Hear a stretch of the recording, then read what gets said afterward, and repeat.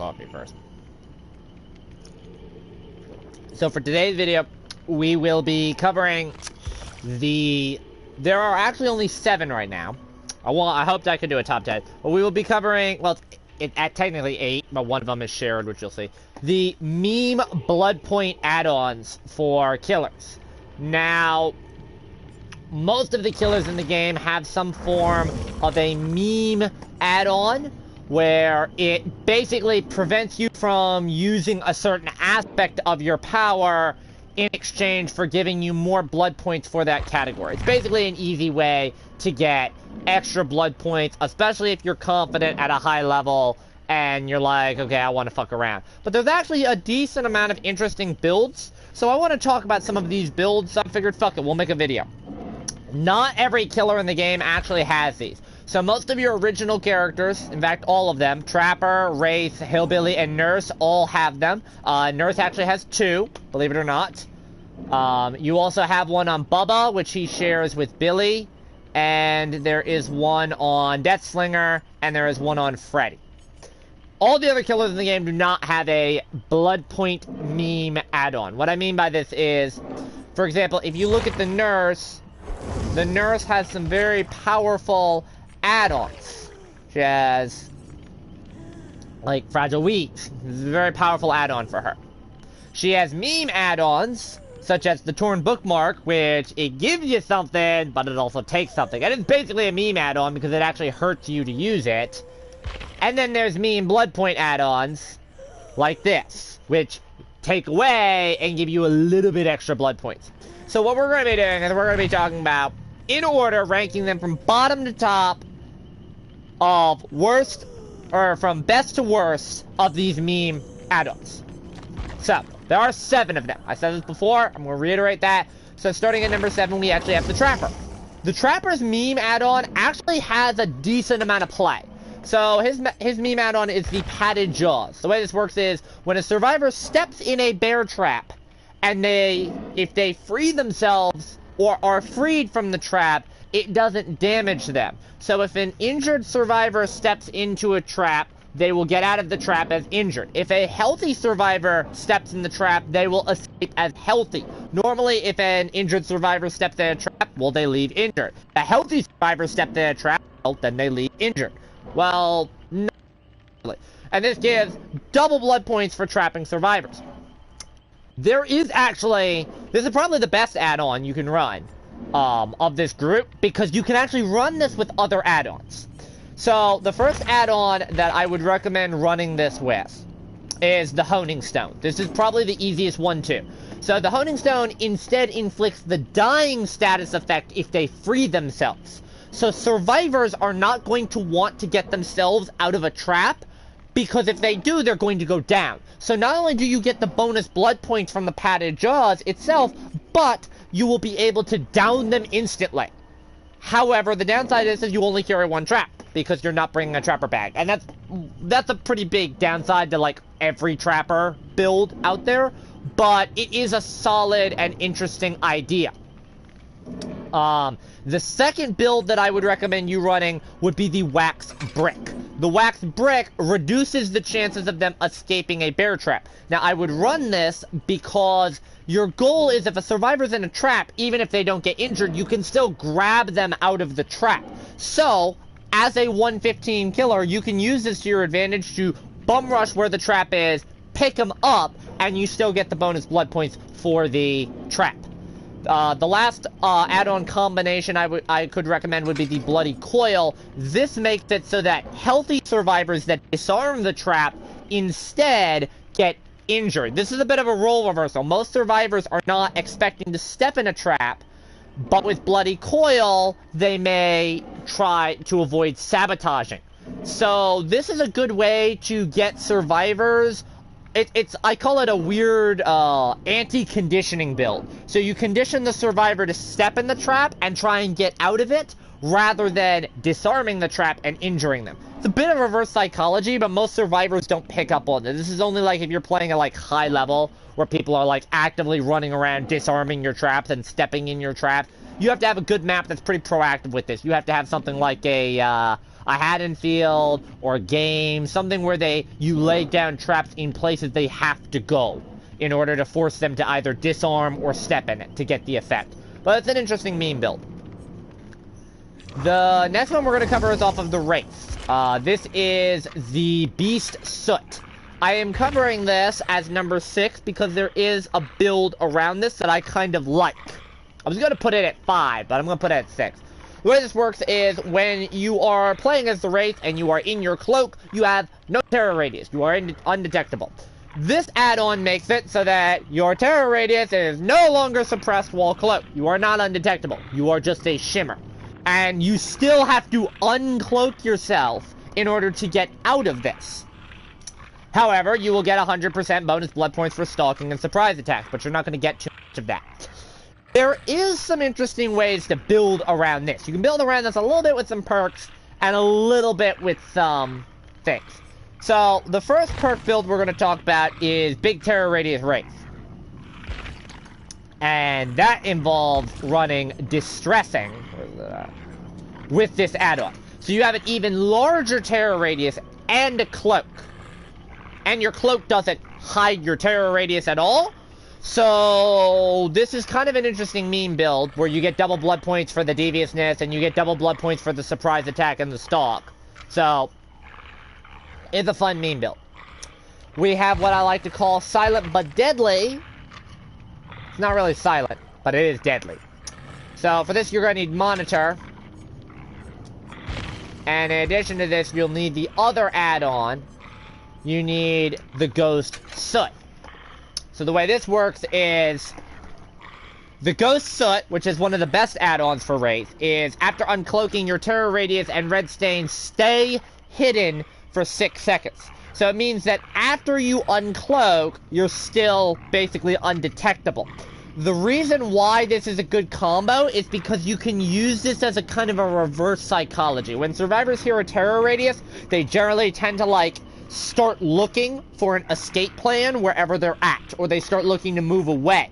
With this add-on, while you're in cloak, you make noise. So when you come out of cloak for 6 seconds, you instead have no terror radius. So they're like, oh, okay, I'm safe now.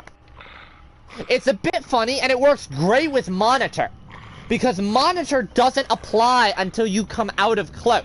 So you can reduce your terror radius by 8 meters with the Beast, uncloak, still not have the 8-meter terror radius reduction, because you haven't injured anybody.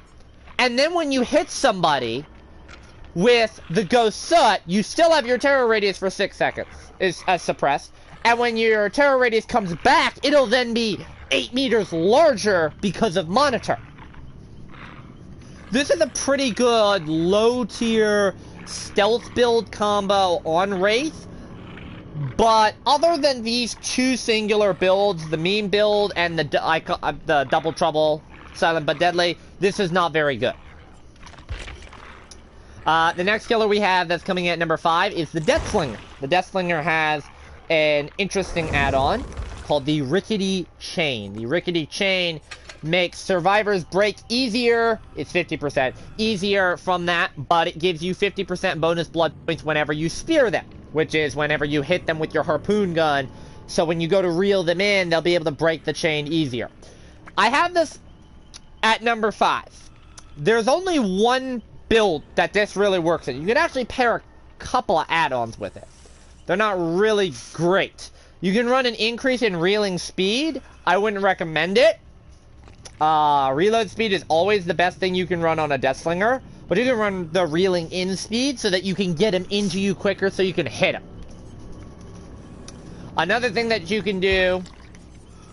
Where is it at? You can run the poison oak leaves to increase the mending time. Because remember, if the survivor breaks free from the chain, they get hit with deep wound. It's only when you cancel your power, when you like M1 and cancel it, and if you miss it, that they don't take damage. So you can actually have them break free from the chain on their own. So if you want to apply deep wound effect, you can use poison oak for that. Another thing you can do, chewing tobacco works well for this, for the duration, so that if they do break free... What's the other one? And then this one right here, the honey locust thorns, which adds the mangled effect if they break free. This is a good combo to add as well. But there's one key perk you want to put with this. And unfortunately, I don't like this perk, but this build actually works very well. Where's that at? Save the best for last. So, save the best for last is a perk that a lot of killers tend to run. I do not like this perk, but that's a story for another day. What save the best for last does on a Deathslinger is it lets you recover faster from hitting a survivor. So, as Deathslinger, you're going to aim down sight, you're going to harpoon, you're going to reel him in like a fish, you're going to hit him, and you have to go through your recovery and reload as him. Well, save the best for last, as long as you're not hitting the obsession, it enables you to recover faster from hitting them, which lets you reload faster and continue chasing faster. Now, the problem with this, like every killer with Save the Best for Last that can't down someone off their power, how do you effectively save your stacks? Well, this add-on actually works very well with Save the Best for Last. The way you do it is you shoot the obsession and you let them break free, because that will injure them 1 health state. That will put them in deep wounds. So you'll still have to hit them 1 time, but you're only going to lose 2 tokens as opposed to having to lose 4 tokens. And that's tier 3 Save the Best for Last. You can lose all of your tokens if you have to hit the obsession twice with a tier 1. So this is actually a decent 1-2 combo. And this is actually, this and Padded Jaws are probably the 2 that you can work around the most based on their power, but I still wouldn't recommend it. So next up, we have to cover the speed limiter. And we have to cover 2 different speed limiters. I'm putting them both at number 4, but how you play around them is very different. So Bubba's probably the easier out of the bunch to get. Now mind you, Bubba and Billy are both getting a rework, so it's going to be difficult to accurately say, going forward, how it's going to work. But with Bubba, the way, basically what speed limiter does for both killers is it makes it so that the chainsaw does not automatically kill survivors. It only injures them for 1 health state. So if they're injured and you hit them, they'll go down. If they are healthy and you hit them, they become injured. For Bubba's speed limiter, you get 25% more blood points for chainsaw hit. And usually, Bubba has a hard time getting chainsaw hits. The way I generally tend to run this, you can run this in 2 Bubba builds. So, M1 Bubba and Camping Bubba. This is actually kind of funny in Camping Bubba, because if you run this with a face camping Bubba, survivors can't complain that, oh, well, you're face camping them, because the chainsaw only injures for 1 health state. So, it's not particularly evil. It's not as evil as normal Bubba is. It's still pretty evil. But most people don't want to get hit by a chainsaw from Bubba, because they're expecting you're not going to run this. You can also use this pretty effectively on M1 Bubba, where you use the chainsaw to get them injured, and then you use the M1 to finish them off. I tend to prefer doing this if I'm running a Franklin's build. But other than that, there's no real value to using this. The whole point of Bubba is you're insta-down. In addition to that, the problem with this add-on is that it's already hard enough to chainsaw survivors as Bubba. You pretty much need to either make sure you're right up on their tail when you start chainsawing, or you need to make sure that they are locked in an animation, or they're about to, or they are just getting out of an animation. Otherwise, it's going to be very hard to hit. There's nothing perk-wise you can really run with this. I would say if you want to run Thanatophobia, maybe, and you want to keep them doing that. Billy's speed limiter is very different. I remember all of Billy's add-ons are getting changed. He's going to be completely different. But with Billy, so Billy gets 50% bonus blood points on chainsaw hit. The problem with Billy, and why his is actually worse than Bubba's, Bubba can, after downing 1 survivor, he can keep going. He continues his chainsaw. Billy doesn't. When Billy stops his chainsaw swing, because it's a vertical swing instead of a horizontal swing, Whereas Bubba is horizontal and goes forward, Billy is a vertical slash, which means he stops after one hit. So you have to then rear up your chainsaw again, keep dashing, and then hope you can land it. His is pretty bad. He does not have any real synergy other than M1.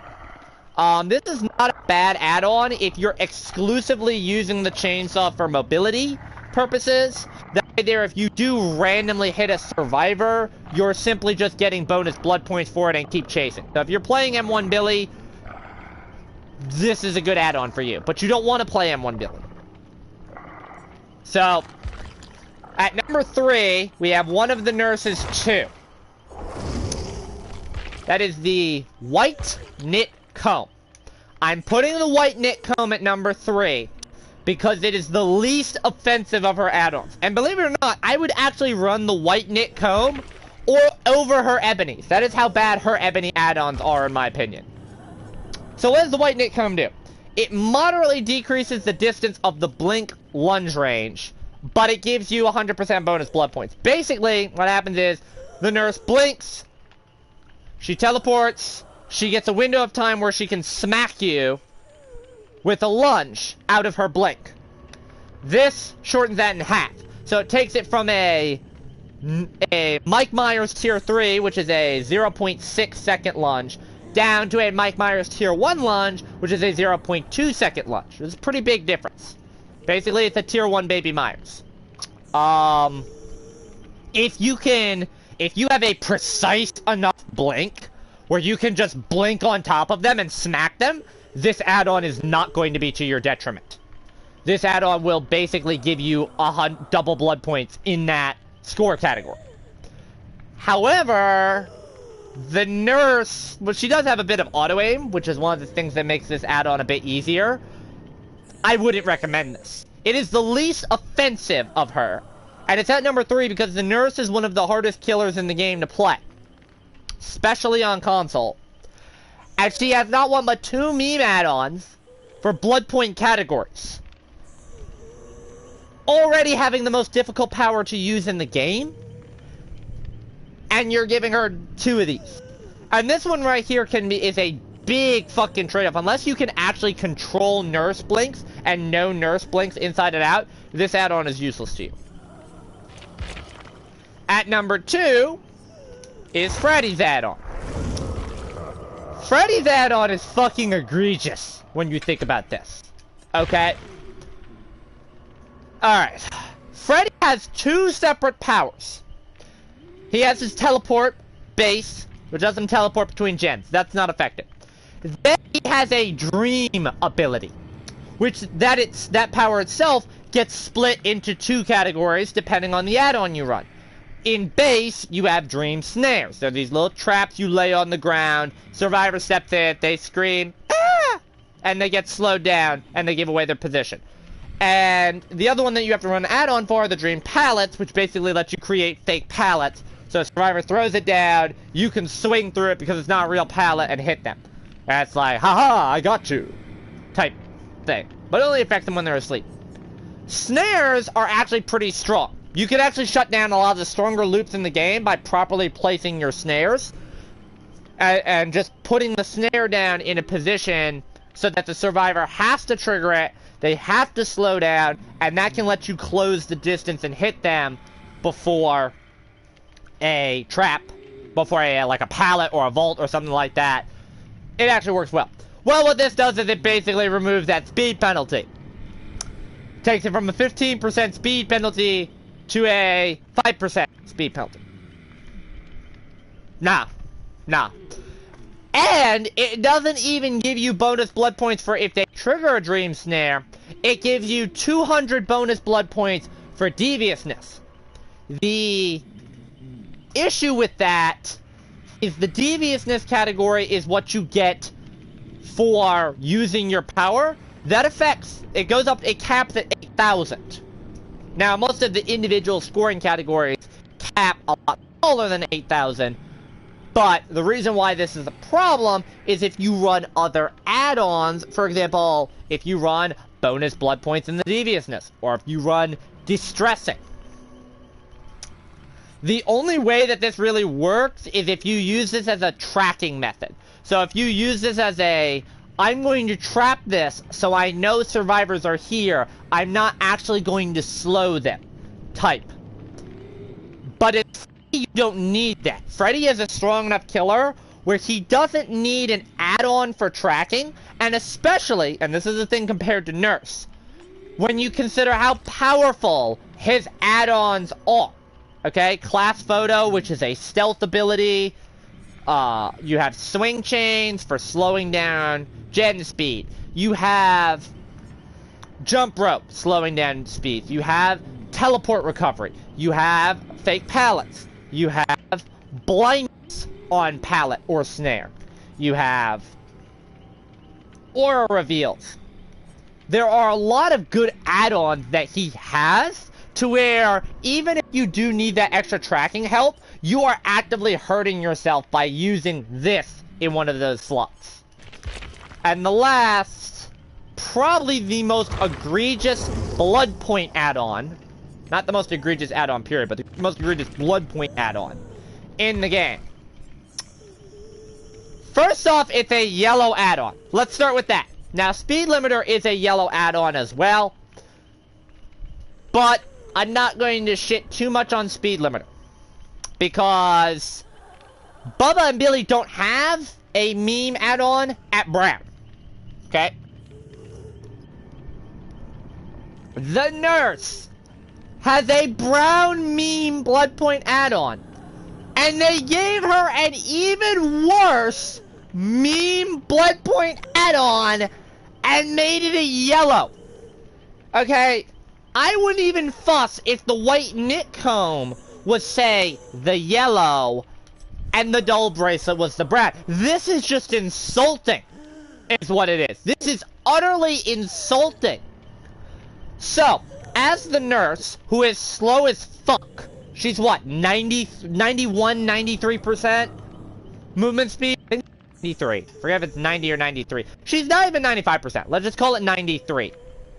I know 91 is what a survivor is, or a killer is when they carry somebody, so we'll just say 91, okay? She's a 91% movement speed killer. A survivor can outrun her. She has a 32-meter terror radius, which is big. It's a big terror radius. That's a 115 killer terror radius, right? But that's because she can blink.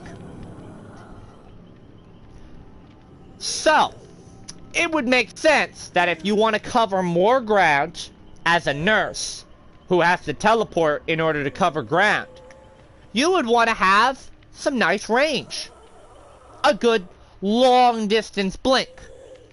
Well, nope. Fuck you. Dull bracelet.